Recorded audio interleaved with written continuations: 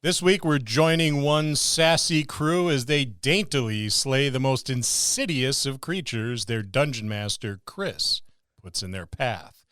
This merry group of queers face their fears in a fantasy world where social norms aren't the only thing thrown out the window. And it's Roll Gay Roleplay this week on the Dungeon Master's Dojo.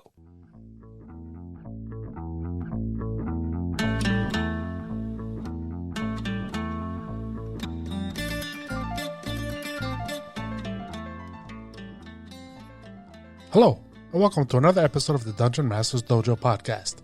This is a show for game masters and players alike. We hope to bring you tips and tricks to elevate your game and develop the art of dungeon mastery.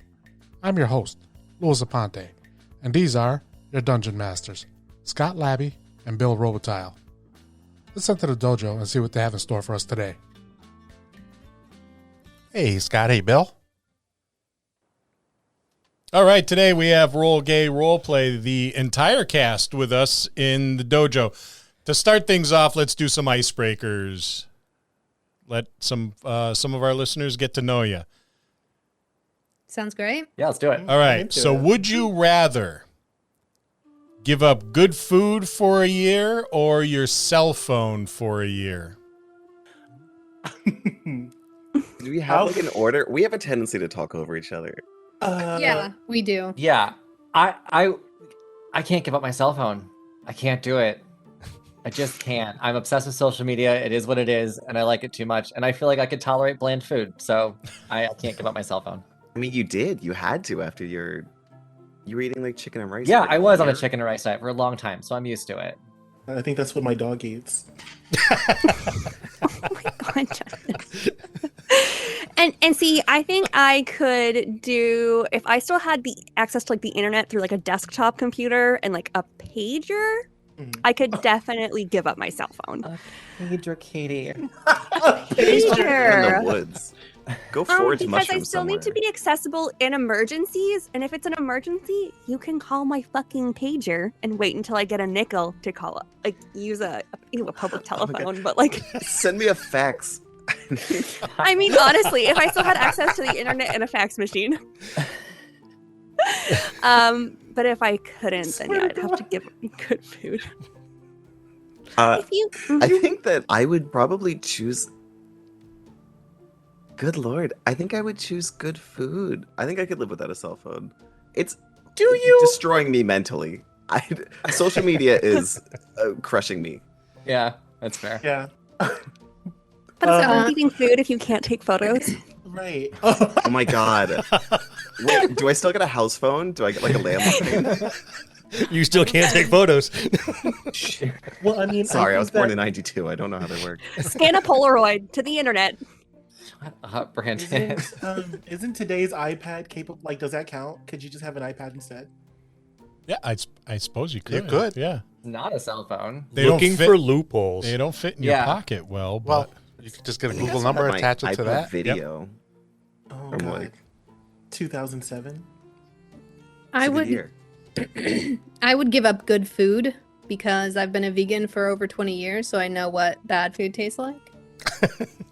So pretty used to Oh, it. And see, that's the exact opposite. I love traveling, and I love traveling just to eat stuff. I don't go and I see like the museums Same. and stuff. If I go to a museum, Oh. it's to the it's to the food afterwards, because I love Yeah. eating vegan food in different places, because there's some great places where I live, but it's always interesting to see what's popular and is successful in different cities, I find.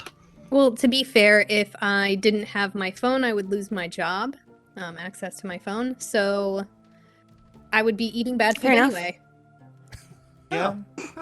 Oh my God, like just ramen all day. But ramen's not bad food. Like, be not deceived. It's just high in sodium. You're talking to three old guys all with high blood pressure. Yeah. Me, myself. I would definitely give up good food. It would encourage, I guess that would just be like, okay, I'm going on a diet, let's be keto. And I don't know what good food is considered, because like bacon is bad food, but it's good. it's good. It's so good. You know I what would I'm saying? consider taste-wise. I think if it's taste-wise good, because there are some vegetables Like, But sorry, there's just right, some right. really I'm good. saying like I like broccoli. Yeah. Anywho, what I'm saying is that I could give. I eat just about everything. Nothing is safe, and I would definitely give up food over my cell phone because I am just a little socialite, and I could not imagine being out of the circle. So What if the circle was a pager? I am not a cottagecore lesbian. Or- I am not. Or a World War II era military walkie-talkie. Shut That's up. Okay, only you're aesthetically telling- pleasing to you. How are you That the is youngest one? Only pleasing How? to you. Y'all, icebreakers Which are coincidentally dangerous with this resembled group. all the early cell phones. So, you know. Exactly. What's the next question? So Yeah, we should dwell? move because we're So going we to don't stay here for an dwell. hour. All right. So crunchy or creamy peanut butter? Crunchy. Crunchy. What? Crunchy. It's creamy. Yeah. If you say creamy, you got problems. It's crunchy. How are you going to make like Thai noodles with chunky peanut butter? Are you kidding? How are you going to There's make peanuts in cookies there. with chunky It's texture. peanut butter? Yeah. It's a texture thing, honey. Okay. Peanut's You- part of the flavor. Right. Well, I You're now just know wrong, the answer Brandon, to all that's of your all. questions We just from the previous decided. one if you would go with bad food. So Are you a creamy peanut butter guy, Brandon? I am all sorts of creamy. Okay. Okay. So never Mostly mind. pale skin is It's what I'm been talking about. real. I love you all so much. Yeah, this was great. Thanks for inviting us. Goodbye. Okay, but no, really though, Brandon, why do you choose creamy over crunchy? I don't get it. I don't I either. choose creamy because I don't know. It's like a personal taste thing. It's Eat got a my ass. pleasing Why do you choose texture. chunky? So do you just like peanut butter cookies that don't have any chunks of peanut in them? You just like them just to be one consistency? Yes. You also think Interesting. missionary sex is great. I don't like unidentifiable chunks in my food. I don't like unexpected. Have you ever made a things. toast What else sandwich? do you think it is? It's peanuts. No surprises for me, please. You're This is being great. shamed. This is a great talk. Oh, Tisha, please. did you say what you preferred? Crunchy. Oh. Yeah. Are y'all crunchy too, SLB? I prefer creamy. Creamy peanut butter. Oh, why do you prefer creamy peanut now butter. You're the villain. Yeah. What is wrong Yep. with you? I just Oh, don't wait, like are the you- mouthfeel of chunky peanut butter. It's like unappealing. I have a couple of reasons. Number one, I'm French, so I'm afraid of where some of those chunks will end up because there's a jar on the nightstand. And number two, when you get this old, you have to worry about teeth. So, you know, Okay. My biggest Reasonable, concern at with least. Fair chunky enough. is when you stick a straw in, it doesn't all come up.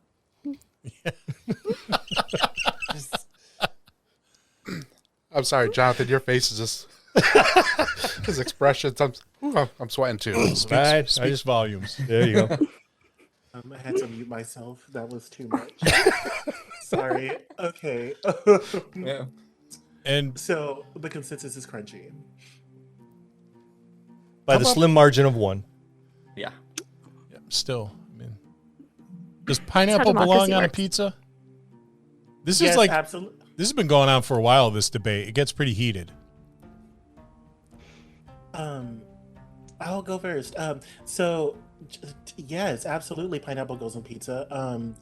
And I once again, like, if you don't like pineapple on pizza, that means that you only like pepperoni like pizza or like cheese pizza, and that's what you ate like for the pizza party in kindergarten class. Like, okay, girl, evolve. You know, There's a like lot of assumptions happening here. live your life, like grow up. I don't like banana peppers, but that doesn't mean that I only do missionary sex. So like, chill.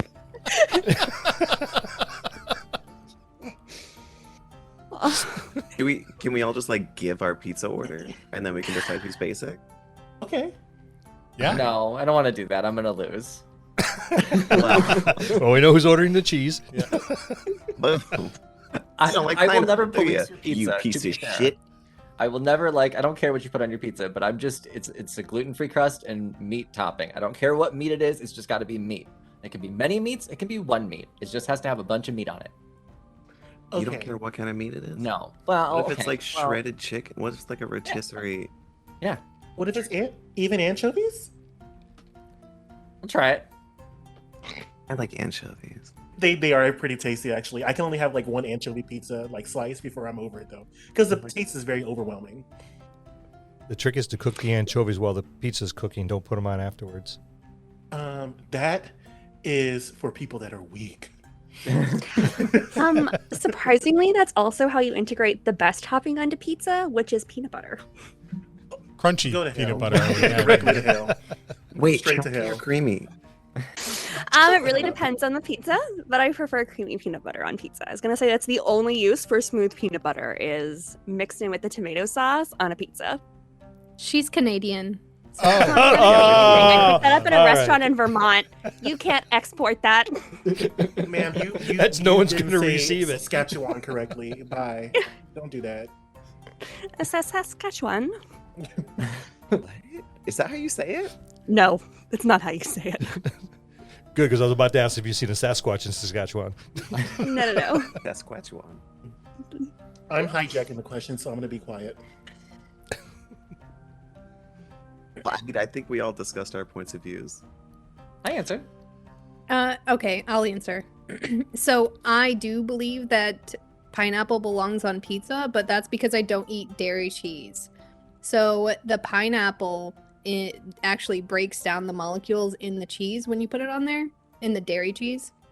So I've been Oh. told. And that's why a lot of people don't like pineapple on pizza, because it changes the taste of the cheese. But I have vegan cheese on my pizza or no cheese at all. So it doesn't matter to me, and I like pineapple. I think we It's got good for everybody. summer. There you go. All Cover all right. bases. And the last icebreaker, would you rather lick every inanimate object you see or be licked by every living thing you see? Be licked. You said it That so includes fast. people, Tisha. I don't care. I can't. That means You I just have have a to glove. lick you. Sorry. I don't wanna. You have But there are to. so many inanimate things in the world. Yeah. Almost everything is an inanimate thing. That would be your whole day if you walked Yeah. outside. Imagine being trapped in an elevator and getting licked by every single button on the elevator. You would Imagine never going into handle- a crowded elevator and everybody licked you. I'd be I fine mean- with that. Okay. It's gonna be a fun night. Okay, I get it. I mean, it's COVID. No one should be getting into elevators that crowded That's anymore. true. The licking question's a bit odd for the current climate. Yeah. I don't know how I feel about this. I feel like if you licked every inanimate object, you would be over COVID so fast by now. Well, that's why I didn't get the shots. I did that instead.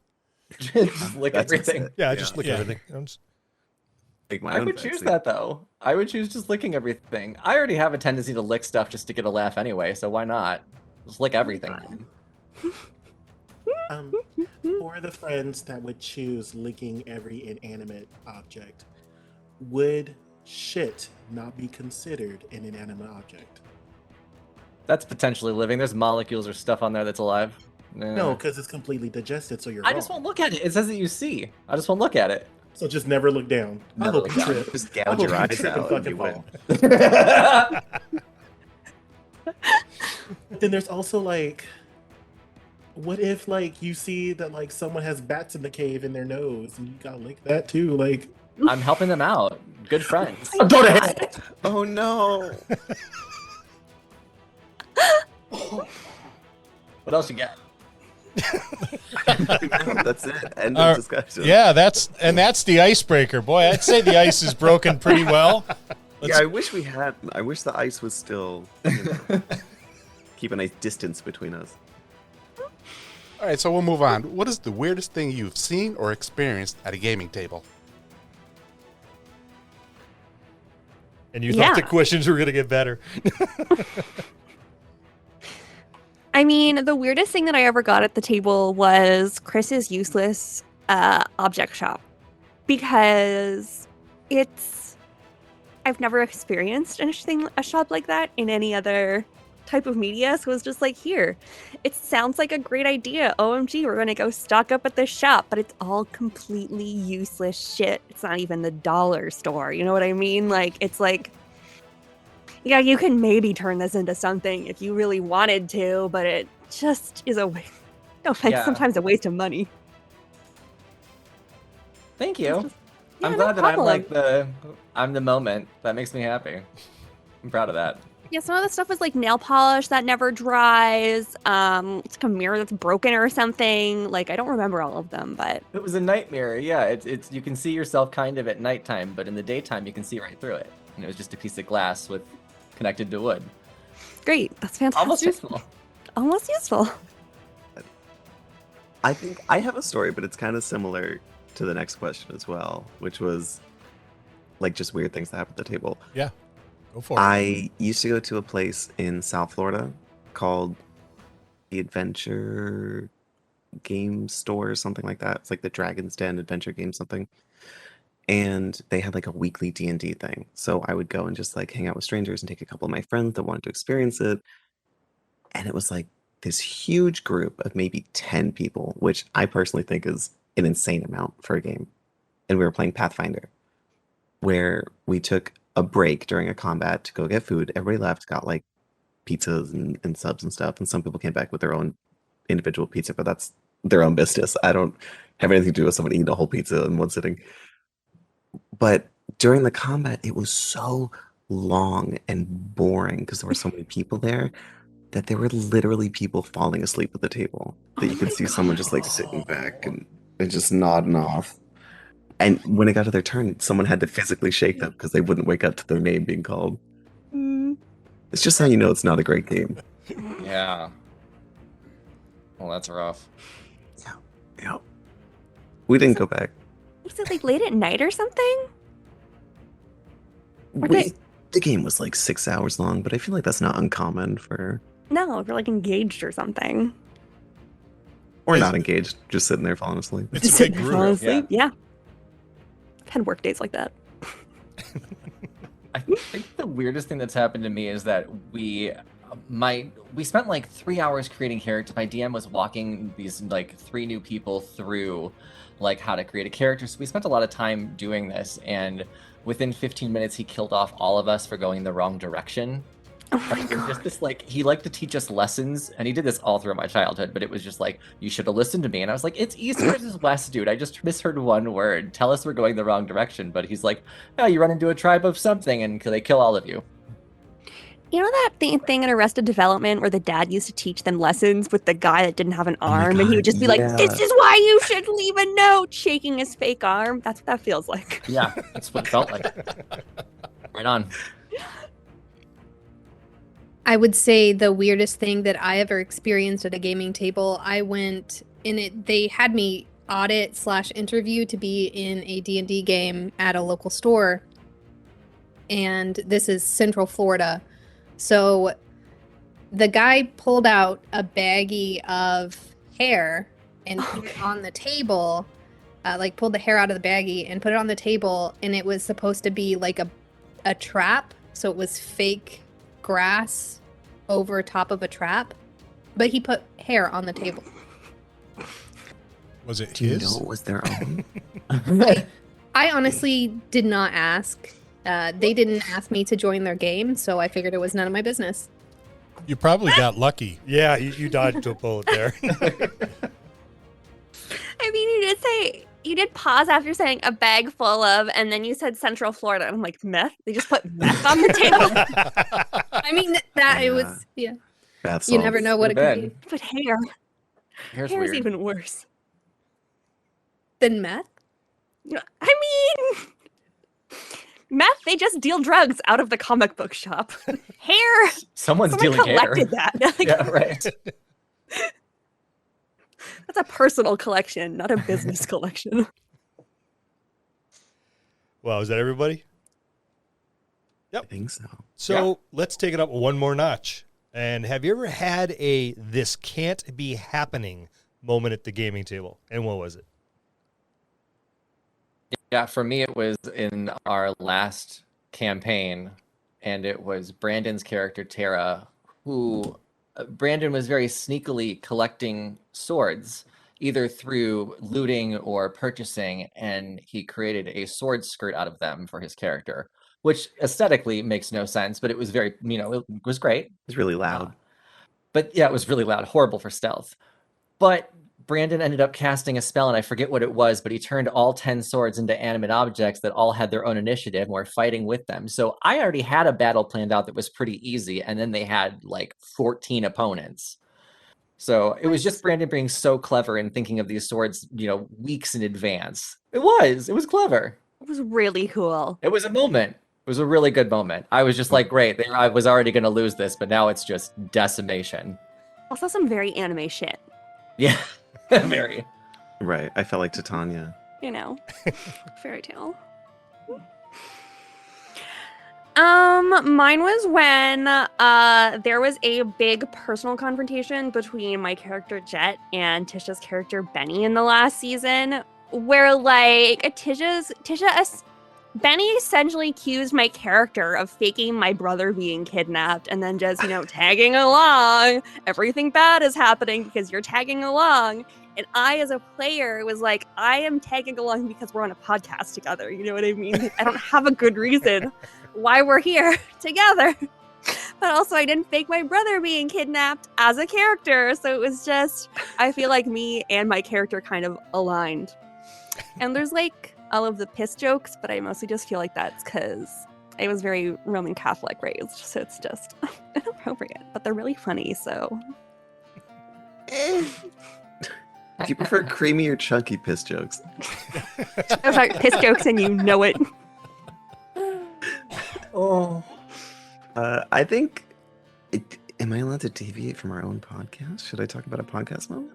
Yeah. It's fine. Sure. Yeah. I don't have to be your favorite. It's fine. Brandon, I'll remember this.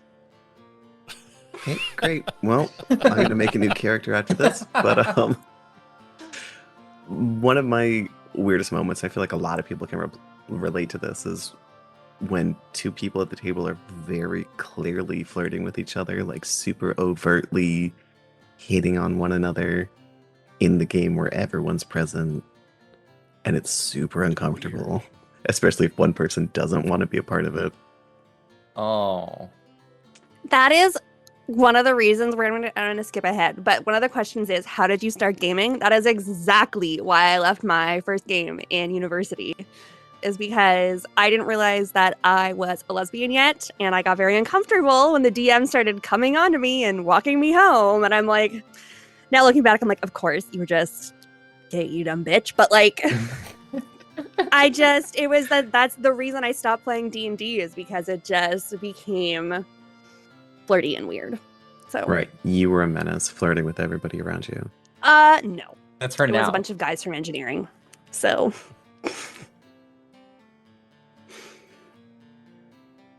Also, just a question. Mhm. Am I being turned up by somebody, or is that my computer fucking up? like volume wise, Yeah, I feel like I'm super duper loud right now. I feel like you're equally as loud. Yeah, you're normally this loud to me. There's no way to say that wasn't insulting, but that's just... I just don't know how WebEx works. I don't know if somebody else was turning me up. No, that's your computer fucking with you. Okay, well, new Fine. character and new computer. I think for me, it was when Brandon guest DM'd as the weird mayor, and all of us had to give up one item, but we were playing each other's characters. Yes. I was Tara, and I was giving stuff up, and I cannot remember who was me.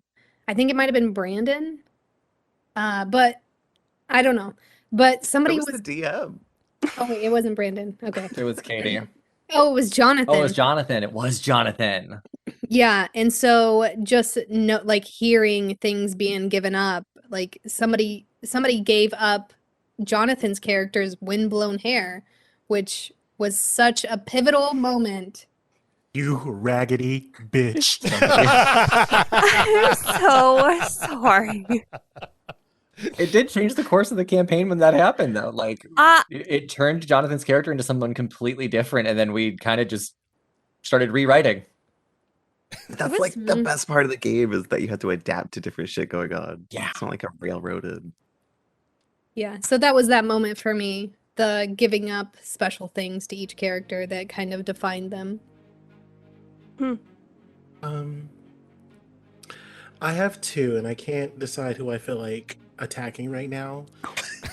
um, so, Attack them both. Yeah, go for it. right. So Yeah. I'll go with Tisha. There was this moment where we're fighting, like in a town, not fighting in a town, but we're trying to solve like a murder mystery, I think it was. And Benny's character is frantic and anxious as usual. And Eve, my character, is finally like thinking lucidly and trying to like manage their emotions in an effective and healthy way. And Eve says, "Hey, we're going to save these people and not kill them." And so what does Benny do? The moment Eve walks away, she kills she kills the father. And was this the werewolf people? Yes. Yes. Oh my god, that was before Katie and I joined. That was brutal. So that was one. I was just like, I thought that like this is gonna be like Eve's defining moment of like saving a town, and then I ended up killing the werewolf son. So like it's whatever. Big deal. How old was he? He was a wolf. It doesn't matter. They It age doesn't differently. matter. And then the other one was Brandon. Whenever Brandon decided that his character could see in magical dark and knew where I was, so that they could avoid death. And so I like said before you did anything that I was stepping back, and you just didn't hear it, I guess. I started the magical dark before anything even happened. And then Christopher, and his inability to follow any kind of rules, decided that he was going to do some kind of 50-50 shit with us, which didn't make any fucking sense. And so you survived. We should have burned in that fire together. But the fact that it wasn't is such good D&D, because if it was a movie or anything else, we would have all died in a beautiful glory of like your anger or whatever, while you ascended to become spoilers, a new god. But instead it's just like, everything's fine. It was just like, and problem solved. right, and like it was very much giving like I would have gotten away with it too if it weren't for you meddling kids. And like, Yes.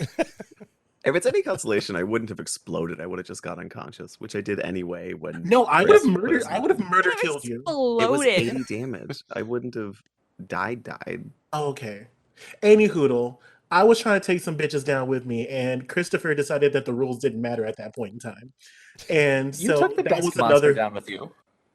that was the time where I decided that This game's bullshit. I You was hate like, all of this us. really can't be happening. Like any hoodle. So those are my moments.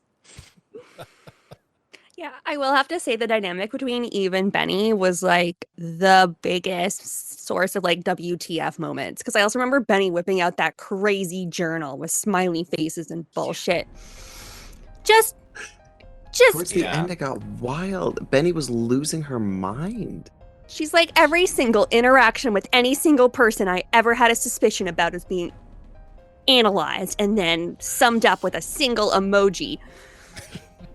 And they're not Which is clouded by any fully judgment biased and whatsoever. not- yeah, there's no logic behind it. Because literally Eve is still alive. You should have killed Eve from the get-go. As soon as we saw you pull out the first heart, we should have just... That's Yeah. it. That should have been a frowny You're face. cut off. For real. Body part collecting, not a sign, evidently. No red flags here, guys. Jet talked about her brother, Fine. big frowny face, so suspicious. And I Okay. love that in the moment. I love that in the moment of all of these stupid things that we were doing. Like, we had gaslit ourselves into making these logical excuses as to why we were doing dumbass shit. And it was Yep. so great. It was absolutely fantastic. My character showed signs of being emotionally manipulated, and that's how I played her. She was in love with Eve's character in a platonic way, and there was nothing that he could do wrong. So that's why in the notebook, he always had smiley faces, because surely there's a reason that he's doing that. Of course. Which I don't think we ever got like the strong backstory, but we know that there was something. Are we gonna ever delve into that? I'm working on that in between actual work, so That's fair. To come. I would love like a mini arc and a Patreon of you guys doing your backstory. So interesting. we'll see what happens.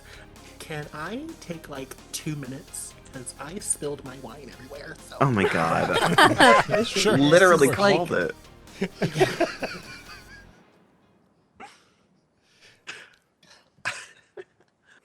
Love him so much. We need to get him like an untippable glass. A sippy or cup. something. Yeah. A sippy cup. yeah. Yes. I'm ordering it now. Yeah. Who was the one that called it? Was Or- that Scott? With a crazy straw. Oh, Lou called it. That's very funny. Yeah, get him a sippy cup with a crazy straw. That's why I keep my cup down here. Or Chris could just not bend the rules to the detriment of Jonathan, and then he probably would never spill his wine. I feel like that's not my fault. But that from, wouldn't like, be nearly as Benny, entertaining. 100 miles Defending all away. this shit. It's a rough job running a table, huh? Just everything to blame. Very thankless sometimes. At our table, the love is tactile because he gets things thrown at him. I'm lucky I have some distance between everybody. Yeah, that's the one benefit about being virtual. Oh my god, I'd spend so much money on miniatures and dice if we weren't virtual. I mean, I Yeah. still do, but like, Yeah, dice are a problem. Yeah, he's preaching to the choir. So have you guys always been virtual? Yeah, we've never actually met. Oh, Oh, well, you sound very good. You sound like Thank you're playing in the same room, pretty much. Awesome. And you're what we incredibly want. entertaining. Yes, you are. I must Thank you. I must look crazy when I listen to you in my car and I'm laughing. People must think I'm nuts. Good. That's what we Just want. like- I was telling these guys I got in trouble. Well, kind of in trouble. I was at a meeting, or a virtual meeting, and I was listening to you on my computer. I had the other one muted, and I think it was Tisha that was talking about the oppressed white man. And it just caught me off guard, and I just started laughing, and everybody's watching me, and I was like, "Oh, I'm on camera." Oh, that's great. I'm glad you guys are enjoying it. That's awesome. Yeah, Thanks. I think the first time, or maybe it was the second episode, I had to go back and rewind it and go, did he just say the Church of Biance? Yep. And I was like, okay, I think I'm going to dig this. This is all right. Yeah. Yeah, I think I really got into or started listening to you guys when I think Tisha was actually interviewing Nico on his show. Okay. Yeah. So that's when I first learned about you guys, and I tried to listen to everybody as much as I can. It's just that I got so many people I listen to. I just, as I'm driving, I just whoever I'm listening to, I listen to. Yeah. So, but yeah, you guys are entertaining as all hell. Extremely entertaining. It's a nice niche you guys fill. Yeah. What we're trying to go for. It's and it needed to be. Oh, I don't want to say that. It was a hole that needed to be filled. Stop. Yeah, thank you. And we do have an explicit rating, so yeah, that's Oh, right. but hang on. We got some gestures that really need to. I think I Yeah, discovered. I think when we started this, we knew we were going to be a very niche podcast. Yeah. We wanted a queer world. We wanted to be more storytelling, so I think we knew we were going to be. And he's back. Okay. Yeah. Excellent. I definitely want to hear more about that. Question number 7 is pretty much the direction I wanted to go in. I want to hear all about the niche stuff. But Jonathan, you all good? I'm alive. We're getting a sippy cup for you. with a crazy straw. I feel blessed. Glow in the dark. I'm It into should it. sell like branded sippy cups. Oh my god. And it just says Eve. And if you really like wine, you got to try Quilt. Built. Or Duckhorn. Quilt. Yeah. Oh, I love Duckhorn. Yeah, then you'll like Quilt as well. Okay. Are they the same vineyard or? Yeah. Yep. Okay. That quilt is a little bit more pricey. I think it's about $50 a bottle, but it's good. Mm-hmm. On a teacher's salary. Oh. Right? Hello. He can do it then.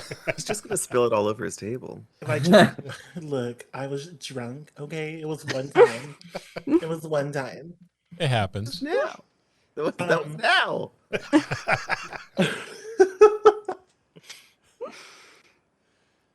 How did y'all get started in gaming? What's your personal stories that drove you to whatever your first tabletop gaming experience was? I can go first. Okay. So my father was a big nerd, right? So he was that white, nerdy, neckbeard kind of guy. And he had LAN parties, and then he also, in his mobile home, had a big room specifically for D&D. He had a table, he had all of that stuff. So since I can remember, like being 3 years old, I was never allowed in that room. And as I grew up, that's all I wanted to do because I wasn't allowed. So that's how I kind of got started. My interest grew there. And as soon as I was old enough to and allowed at the table, I started D&D. Nice. Yeah, my family didn't really play games. None of us have a lot of patience for rules and stuff. We all have ADHD, so essentially the rule was if it's under an hour and you can convince me the rules are right. But I always got the rules were right because I was the oldest, so of course I always won. But that also just meant that any video games I'm not really great at because there's a lot of hand-eye coordination, any high barrier to entry, if that made any sense. I felt like D&D was so overwhelming. And so it was really nice when I started playing with everyone here because the rules are still there, but Chris is definitely more of a storyteller than a rule person. And I like the storytelling part more than I like the rule part.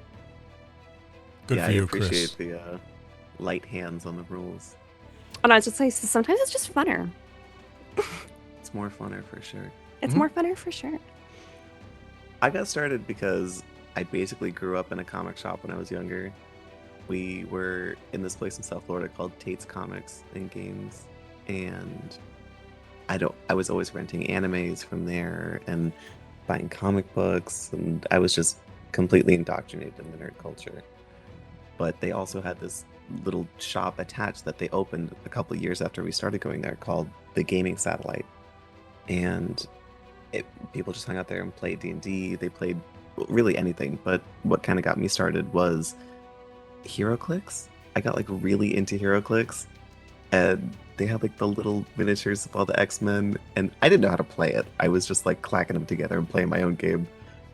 But I loved the miniatures, and that kind of got me looking at the D&D tables, and those were less kind of rules and numbers focused and more just kind of having fun and telling a story. So that got me into it. I got miniatures, and I got to make jokes. Piss jokes. Always the piss jokes. Yeah, my mother got me into gaming. We started with Nintendo regular schmegular Mario. And I was like, okay, and I would watch her play it. And then my mom would invite her friends over from work. Whenever I was 7, I remember them they would get new RPGs and just watch each other play it all day. And I had to go sit in in the the bedroom because my mom was just like, this is for adults. And I was like, you nerd ass bitch. So yeah, they would I remember I snuck out of the room to watch them play this one RPG, and it was called Wizardry. And it was for the Super Nintendo or the Famicom. I can't remember, but it was for one of them. But I remember it was complete dungeon dwelling, and that's all you do. But it gave me nightmares because the music was really haunting, and I just Give us remember a seeing little- the give us a taste. monsters. Yeah. I just remember seeing the monsters and I was just like, oh no, man. Like, why are y'all doing this for fun? So, shut up, Bridget. I want to hear a little bit. Give me a snippet. Give me a- Actually, I will send y'all the YouTube video of Wizardry. It's still like the game still gives me nightmares. Really? Yeah. And then I finally started really getting into gaming. Like I would beat my brothers and sisters at like Street Fighter and stuff. But I really started getting into gaming whenever my mom bought the first Warcraft RTS. And she played it and she would play that game. Like she would get home. Um she would like do whatever she needed to do and then like she would just like start playing Warcraft.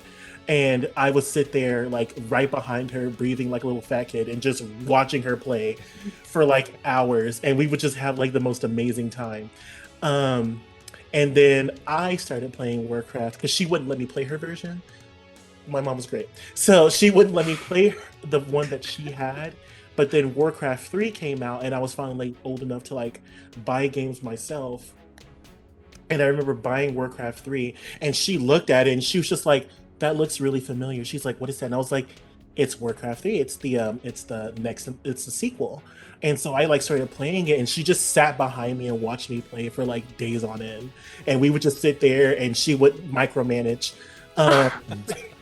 Like your resources, you're using the resources, good and well these ziggurats about to beat your ass. Like, it's just the whole thing. And yeah, Sit that's behind you breathing like a little fat kid. you're right, absolutely. And I sat there and I was just like, Mom, like leave me alone. I can do this. I'm a big boy now. And oh my god. And so yeah, I got into gaming because of my mother, because straight up she was an RPG nerd and now so am I. That's awesome. That is. A family story. Yeah. I got into it because of friends. There was 3 boys of the same age in the same neighborhood, and only one of us had an older brother, and that older brother liked Dungeons and Dragons, so we had to play because he was older. And that's That just works. kind of how I started. It was like, you're gonna do this now, and so we did. And now Mhm. we just do it every time we see each other. And actually, he's coming back to Illinois next month, and I get to play D&D in person for the first time in I don't even know how many years. I'm really excited That's fantastic. That's awesome. Sounds like a love good that. time. already. No, but for real though, I need to know years. Like, how long has it been? Since I've played in person, Yeah. They're 32. I was It just looks like it's been 30. Sorry. it's been at least 12 years. At least 12 years. 32, Brandon. Sorry, was that too low? Literally go to hell. Get that character sheet ready. Shit. So tell our listeners how Roll Gay Roleplay got started. That was me. I was talking to my husband one night and I wanted to play D&D again, and I've been in podcasting for a few years at that point, unsuccessfully, frankly. A couple of them didn't even make it to like pilot and air at all. So I took a long break and I really wanted to get back into it, and Dungeons and Dragons was, it's never going to go away. It's never going to die. It's always going to be fun for people. So it was an easy niche to start, and I just didn't have any real like LGBTQ content to listen to. So I figured, why not try and hit a niche that didn't exist or wasn't too available. Now I know there's quite a few of the podcasts out there that just weren't too accessible to me, I guess. They weren't showing up on my feeds. It wasn't being suggested. And yeah, I wanted to create one that was going to be brought up in like the LGBTQ categories on Spotify and all the podcasting. I wanted to like build up that niche, and I think we did a pretty good job of it. I got an insanely good cast from just doing Facebook and Reddit posts. And I think maybe 3 or 4 auditions created this amazing ensemble. Yeah, Only had to do one audition. literally just a Thank Facebook you. post. If we want to talk about who Chris raved over, it was me, bitch. Bye. You He were did. the first. You were the first. That's true. Absolutely. Yeah, I loved the whole process because I remember I was drunk in my living room drinking wine. And I was just on Facebook, and we Chris was in the same gamer Well, Chris, Tisha, and I were all in the same gamer. But had Yeah. never talked before. No. Oh, I didn't post in that group because like I would see some random like bitch post something that was stupid and get like 215 likes, and I'd be like, okay, that I was about to say something so bitchy. But I would post something. I would post something of substance, and no one would pay attention. So I would just.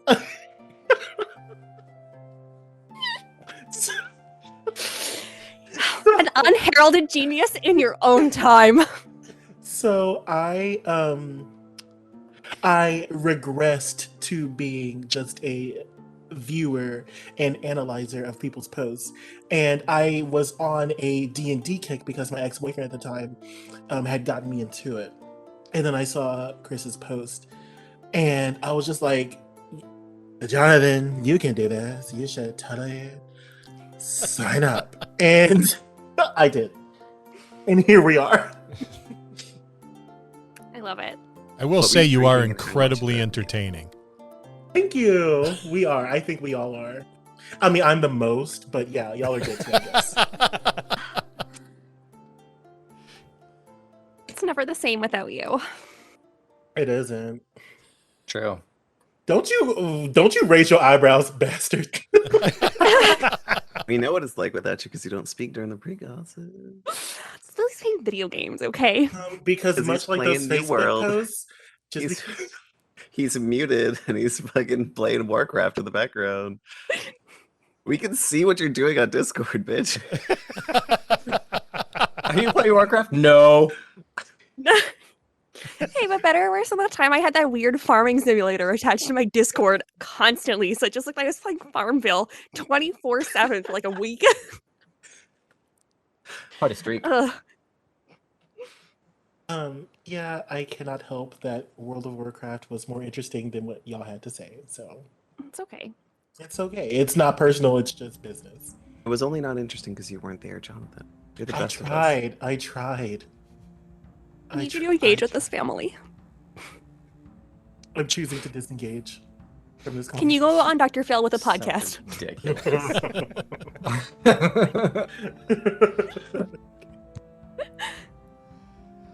All right, so let's move on to the next one. If Hollywood wanted to make a Roll Gay Roleplay movie, what actor would you want portraying your character in the film? Anna Faris. Because she's wonderful, she's hilarious, she's not afraid to be goofy and unattractive, even though she's fucking stunningly gorgeous. And also, like, I feel like she's back in the headlines again now that Chris Pratt's kind of a piece of garbage. Yeah. You're totally her. That's 100% right. Well done. Well picked. Big hair. That'd be so fun to see her in. Yeah, just like a mashup of her and Dolly Parton. What happened with Chris Pratt? He got very religious in like a not cool, chill way, but in like a overtly obnoxious way, and then made several comments about his new wife that had negative connotations towards Anna Faris and her disabled son. Oh, so he joined Scientology. Basically. But he was like, congrats to my wife and our new healthy child. And then people are posting pictures being like, what about your unhealthy child with Anna Faris? What was that about? What was that comment? Hey, like, watch your damn mouth. Right. He's just very possessive of her too. Like, he only talks about her in regards to, I gotta get off this. Who's gonna play someone else? I opened up a can of worms. Yeah, good going, Scott. Yeah, that's okay. I think Nicole Byer would be amazing with Anna Faris. I think she would be so funny, and I think it'd be so awesome to see her just kick ass as Jet as well. Could you imagine her as a tank? Oh my It'd be God, fucking incredible. Yes. But Jet seems very reserved, and Nicole Byer is loud. Yeah, did you see her in The Good Place? She was a very proper, a male person, very like. Yes. You're totally right. I forgot about that. She knows how to play a bit, which I think would be so much funnier when she's like hypnotized by that octopus or like murdering something. Playing She's- off The Good Place. Mine is also from The Good Place. I would pick Jason Mantzoukas. Yes. Who's hot. he's great. He's so funny. He's great at improv. I think that he's just a fantastic comedian, and I would love for him to play me. Are you He's- picking him as the DM? I'm yeah, not sure are you what kidding character. me? His improv skills are impressive, and he could just create and go with anything. Because much of what he does on The League is just completely improv. Like much of that show is unscripted. I could also see him in many different costumes playing every single NPC that you Yes. voice. He does voice acting, so he'll do plenty of voices. He's on Big Mouth. I mean, yeah, absolutely. Amazing. Yeah. If I had to choose someone to play Eve, it would be. Have y'all ever seen the HBO voguing competition called Legendary? The comment, heard of it. the fucking commentator, Deshaun Wesley, Yes. the fucking MC, amazing. I think is what Eve aspires to be. I feel like Deshaun Wesley's personality would outshine Eve as a character, but that's who I would choose. Are we talking about new season as well? Would Sure. it change? Because Deshaun Wesley could also play that off too, couldn't he? To play off Florals in Spring? No, I don't think It's so. a Billy Porter. No, Billy. You don't like him? Mm-mm. Why not? Billy Porter has had their mouth open quite often about things they don't understand, and I am not here for them. How about a James Corden? Can we get him as one of the characters that are... Oh, my- my character? Okay, first of all, James Corden did something to BTS, the K-pop boy group, and apparently completely doxed on fucking Yelp. Like, Google Reviews has James Corden's TV show like at a negative 0.7. Over BTS? Yes, Um, of course. I'm not Fans are surprised. crazy. Yeah. No, we love BTS. Don't dox us. We love love. Yeah. So no, I don't think it would be James Corden, but I do think it would be someone else from like maybe Pose. I haven't decided for Florals in Spring. But it couldn't be Deshaun Wesley because Deshaun Wesley is just too magnificent. I think Florals in Spring is like, Lucky. yeah, like it's not the same. It's not the same. Maybe like Idris, Michael B. Jordan. There we go. Yes. Okay. Yeah. Okay. I took this question the wrong way. I thought somebody would be playing me. So playing me, and if I get to choose, I would absolutely love it to be Niecy Nash. I Great. love you. Hey. Yeah, I would love that. But playing Benny, Amy Sedaris could probably do it pretty well. Or Tessa Thompson, Valkyrie from, I think either of those. But Amy Sedaris could probably do that really well. Okay, Amy Sedaris is Strangers with Candy? Yeah, Yeah. Oh my god. You She can't- would be such a good fucking Benny. she would be Yeah, a really good Just Benny. to slowly go into madness, it would be perfect. Mhm. Can't find crab if you ain't cute. I'm Yes. still stuck on that. Denise Yeah, and I don't. Yes. Tessa Thompson, I think Tessa Thompson would do all the stunts. Like, Yes, all the absolutely. badassery Yeah. that Benny does, and then like for the role play, you would see like a very inconspicuous swap out into Amy Sedaris. Yeah. Yeah. Yeah. She has a Snickers and then changes back into her normal self. How topical. I can't. Oh my And God. Amy Sedaris has a bunch of rabbits too, so relatable. Really? Right. I'm pretty Is sure that she does. lasers? No, I trust you on all rabbit facts. All. Yeah. I think she That did a is couple. nice. Sorry, I have bunnies. I'm a bunny person. I used to be a cat person and then I became a bunny person. You were a cat person? I was a cat person. Why are you no longer a cat person? Because people started Um, noticing when the Because cats there's go missing. bunnies. LMAO. No, I That's just good find them really smelly, to be honest. No. Bunnies Okay. are smelly, but like Well, not in a fish way. Does that make sense? My That bunnies happens never when you throw don't up. feed 'em for 2 weeks. I can't because I immediately wanted to say something problematic. I know. I know exactly what you were looking to Is say. that about vaginas? I'm still a lesbian, but I love you dearly. You're the most amazing person. I am so glad that you have blessed me with your appearance tonight. You are a great, amazing, awesome individual, and I am not problematic because I said those things just now. And here comes the punchline. Where's the But boom? Got her. all right, so D&D has always been a pretty inclusive hobby. It's been refreshing to see the resurgence of popularity and the diversity among players.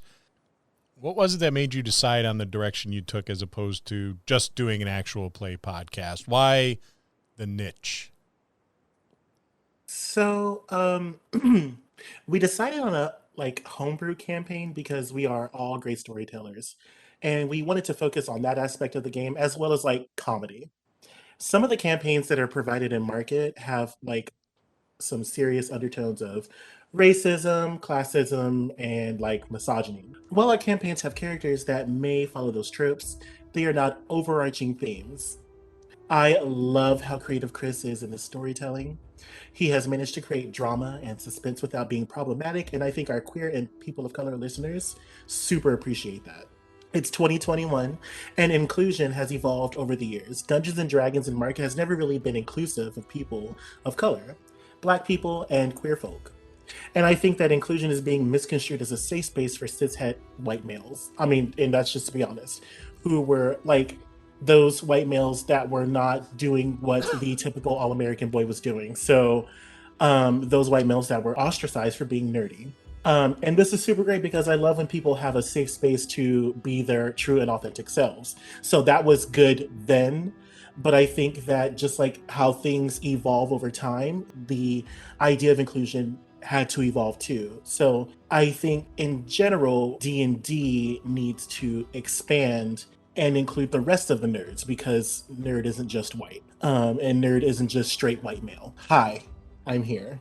You know, um, yeah, and that's what I have to say. If you want ideas, because people that are in queer spaces or spaces where there are people of color or Black people, they have created their own version or spin-off of Dungeons and Dragons. So I just put in some money to the Wagadoo Chronicles, which is a very Afrocentric, Afro-inspired Dungeons and Dragons-esque, adjacent, tabletop, So it's I think we really chose the way we play because we needed that change, or not even just needed that change. We just wanted to provide a new experience for the listeners that are listening to us. And also, you can be a good ass podcast. You can be a good ass storyteller without falling on old ass tropes of the drow race, which is secretly coded as either Jewish or Black, are slaves, and you don't have to do that. You know what I'm saying? We don't need that here anymore. It's 2021. Boo, move on. D&D in Well the past said. has had a lot of problematic issues, as I'm sure really anybody knows, and it's still kind of dealing and trying to recover what they're actually taking actions to correct things. But just now in Tasha's Culture of Everything, when they released that book, they're now giving orcs and drows different personality traits, because before they were just inherently evil no matter what. That was their personality. That was it. But now they have different qualities. Or we can talk about how the only race that is solid Black, the drows that live underground, are always aligned evil. They're always aligned to evil no matter what. We will fuck your shit up. Right. Tribal coded orcs, goblins, whatnot, are painted as dumb or bulky or brutish, or there's problematic things, but it's getting better. And I think that we're trying to contribute to the culture of growth, and we're trying to help create the representation that we want to see. Be the change you want to see in the world. Yeah. I don't have anything to add to that. You two really summed that up beautifully. We want this place to be as inclusive as possible, and that's the whole point of our show. It's the whole point of what we do. It's not just for gay people. We just happen to be 5 queers in a room playing D&D, and yeah. But Well it done, is guys. also really nice because as someone who doesn't come from a huge gay, there's not a huge gay community where I'm from. It's so nice to listen to just a group of 5 gay people shoot the shit, because that's more gay people than I ever see in a room everywhere I live, right? Like, it's just, it doesn't have to be a super meaningful story to still have meaningfulness in the interactions, I think, between us all too. Absolutely. Absolutely. And, I mean, I also want to say that, like, just being, just like on top of that, you don't see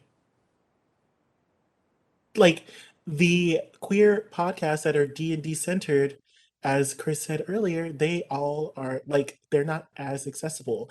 And I think that it may be because of scrutiny, or like maybe like they know that the outside or like the rest of the world doesn't want that, or would be too harsh on it or something like that. And I think that we are taking the steps to kind of push the envelope a little bit in a sense. One of the wonderful things, in my opinion, about your podcast is even though it is somewhat niche, it's still very appealing, not just to that population, that community, but I can sit and enjoy your podcast as well as a number of other people who I'm guessing probably get the same amount of enjoyment from listening to you folks play the game. Oh, for sure. Yeah, we want to be a podcast for everybody, absolutely, but we definitely aren't. And I know that I have received messages, and maybe some of the other cast has received messages that we don't belong, or I think there was a joke that we made because somebody wanted to know about a podcast that's in Florida. And we said, hey, 2 of us are in Florida, me and Brandon, and they said, no, kind of looking for something more sexually neutral. And I don't believe that our podcast is overtly sexual. We do have the word gay, which is a sexual orientation, but it's not sexual. We do make jokes, but no more jokes than some of, like, a Fool's Quest or some of the other podcasts that would have been accepted by this guy. And when he was challenged by somebody else, he sent back, well, all these kind of conspiracy theories about how CNN is making people gay and pushing the gay agenda. So while we want to be a podcast for everyone, we accept that we're not going to be, but we're going to support creators and people who are like us in our community, because I know that we have all gotten some sort of negativity thrown our way based on our sexuality, because like I said before, our sexuality doesn't define us, but what can define us is how we're treated because of our sexuality. Right. So we want to be that space where people can be who they are and also be nerdy. It's great to have a diverse listener base too, because we do have straight listeners, straight people that subscribe to our Patreon, and it's great to have them just included in the group. It's a total immersion on our Discord, and it's a whole lot of fun to see that just happen naturally. There's no coming out on our Discord. There's no need to. We don't need to assume anything. We don't find out anything. We'll chat for people for months, and you're straight. Had no idea. Cool. Continuing our conversation. Mm-hmm. Yeah. The inclusivity of it is what we wanted. We're not trying to put some sort of velvet rope around our podcast of we're for gay or queer listeners. It's everybody, but we're making sure that we are in the view for people who need representation. But it is gay. Absolutely. Yeah, I've gotten dick pics from straight men. I'm like, okay, I'm into it. I've got a bunch of dick pics too. That's right. I mean, this is before my boyfriend. Okay. So now that I just wanted to make sure the world knew that. So that whenever he hears this, right, he knows. Fall back on plausible deniability. Mm-hmm. Absolutely. I don't think, I've only gotten one ever message, and that was because they tried to liken Eve's psychosis to me. And I was just like, baby, sit here and analyze a podcast. That's fine. I'm talking about sucking dicks. Okay, you got me. But you're not cutting them off and putting them in the bag. Right. Right. In the bag to suck them later. And No. I don't No. like this. No, I no, don't no, like no, the no. direction Oh, no, this is man. going. You can talk about crunchy something. You talk about crunchy spit, but I can't talk about chopped off dicks and sucking them. No, man. Okay, okay. It's the same thing. Get on your Apple box. I get it. Oh. What is happening? But yeah, I mean, I've never really I have gotten like that message, but like in general, and especially going back to Mr. Sexually Neutral, like don't get me wrong, our podcast is not going to be a thing for everybody. But if you listen to us, though, we're fucking hilarious. So, like, You chill. are. Once you Yeah. get past whatever phobia or whatever you have going on with yourself, and you just sit down and listen to the fact that, like, Brandon makes really snide ass jokes all the fucking time. I'm Like great. you'll hear it, or Katie just decides that she wants to go like and say some shit that's off the wall, So quick. or she will completely drill somebody. Yeah, on Katie did a purpose. number during that reading challenge. I still have to hear my boyfriend talk about how Tisha and Katie. Well, I think Katie won, Yes.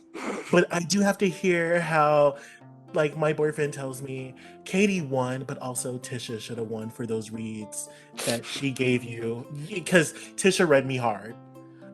No Just know support that at best you were from in the home third. front. At best, you're third. How do you guys handle the comments like that you received? You know, I'm looking for something less or something more sexually neutral, or you know, the scathing comments that are really unnecessary. Jonathan, do it. I'm raising my hand because we don't have a turn order anymore. We- Need no D20s here. I personally okay. So going with that sexually neutral comment, like at first it annoyed me because I was just like, "Bro, we're funny. Like, just listen." And then as that person kept commenting and then talking about conspiracy theories, I was like, girl, oh, we couldn't save you if we tried. Like, there's no education here. You don't, like, you're staying on the boat. You know what I'm saying? You've drank the tea, the Kool-Aid, and you don't want anything to do with us. And that's fine. As a matter of fact, I will personally make sure you don't listen to this podcast because, girl, I don't need you, like, tainting it. Um, and like any other time I've gotten, like, a negative response, like someone, I mean, I'll just go ahead and say it. Like, I've had friends that are like, hey, like, it's not for me. And I'm like, oh, okay, that's fine. And I'm like, why? And these are my, like, best girls, you know? And so I'm like, why? You're supposed to be my girl. Like, why wouldn't you, like, support me? And they're just like, oh, well, like, y'all are kind of crass. And, you know, I don't know what it is. And I don't take that as, like, personal thing. It's legit just, like, a critique, you know? Yeah. And unfortunately, we have more listeners that love us than listeners that critique us. So I will continue to be crass, and to be that girl. I will continue to be that girl. I think that for me and for most of us to not to try to speak for everyone in the queer community or everyone in this podcast even, we've heard these kind of remarks most of our life anyway.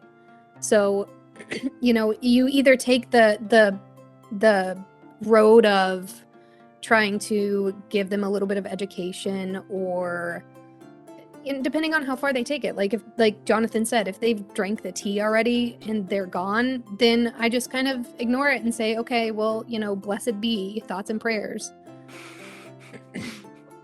But sorry, but yeah, I mean, if they come at me super hard, yeah, I take the stance because as someone who is straight passing and white, I can take the stance of, hey, maybe I can give them some more information, or maybe I can have a conversation with them. Maybe they're just having like a really bad time in their life.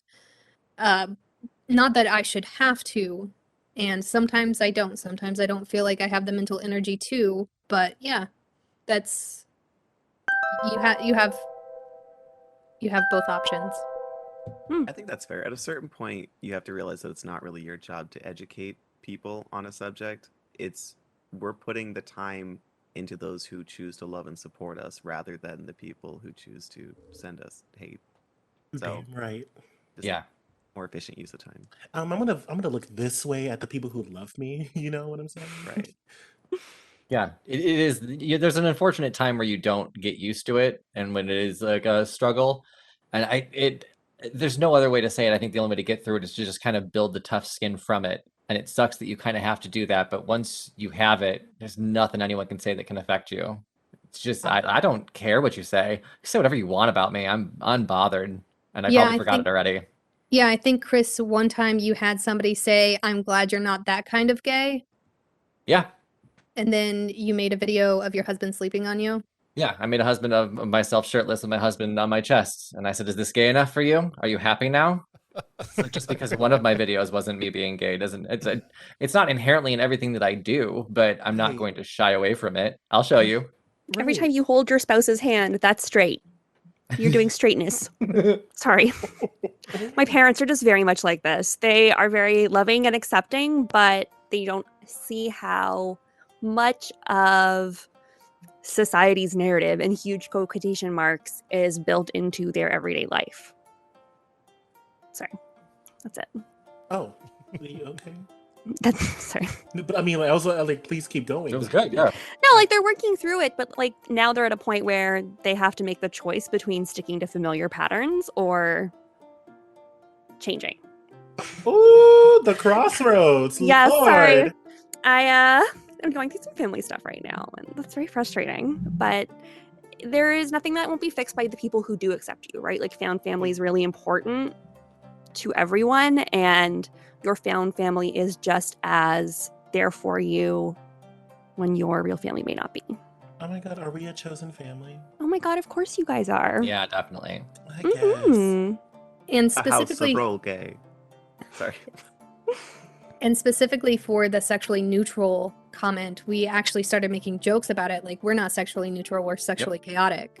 So I still want to put sexually neutral on a coffee mug and sell it. It would sell the fuck out. We did have talks about doing merch with sexually neutral, sexually. Yeah, it chaotic. became our joke. It's our Like, thing as now. the coffee mug warms up, it says sexually chaotic. Could you imagine? Like, you would be a hit in the office. You know what I'm saying? Yeah, a hit with HR, and then you would leave. Oh my God. And then it hit the bus stop with your box full of belongings. Right? Like, it's Exactly. time to go, kid. Time to go. Sorry, I didn't realize his office was so sexually neutral. All right, so what's coming up for the podcast in the next year? I mean, is there any teasers you want to share with us? Yeah, we've got quite a few coming up. We just started our new season, so we have a whole new season to finish off, which will take another, I think we've released 3 episodes now, so there's another 20 about to go. 4 episodes, so then 19 left to go. And we've got a new podcast that Tisha is DMing that takes place in Germanata. So to kind of carry over from our last campaign, a little side story that she's been working on and DMing for, over a month now? yeah, it's going to be a prequel to basically Terra's story. So set probably a couple hundred years before, and it will, like, the ending will flow over into our first podcast campaign. Yeah, and we're branching out to a couple new podcasts where we've started doing a horror movie podcast where we talk about the killings that happen in horror movies. We've already done Scream. We're working on Final Destination, the first movie, which I'm going to have to rewatch because I did watch all 5 in the same day. It was a productive day for me. Oh no, that was the killing in Final Destination 3. So, It's what's going to happen the entire time we record that one. So I'm sorry, no, guys. that Yeah. was the Final Destination. Sorry. So yeah, we've got a lot of cooking in the next year, and we just hope to bring more cool gay content. But not specifically gay. More queer content. We are called Roll Gay Roleplay, but we are so fucking inclusive. Queer content. You're right. And that's the cast of Roll Gay Roleplay. We'll see you next time in the dojo. That's going to conclude this episode. Thanks for tuning in and listening. Please subscribe to the podcast for more great content. If you'd like to hear a particular topic, you can reach us on Facebook at the Dungeon Masters Dojo, or you can drop us an email at thedungeonmastersdojo@gmail.com. Thank you, and have a good day.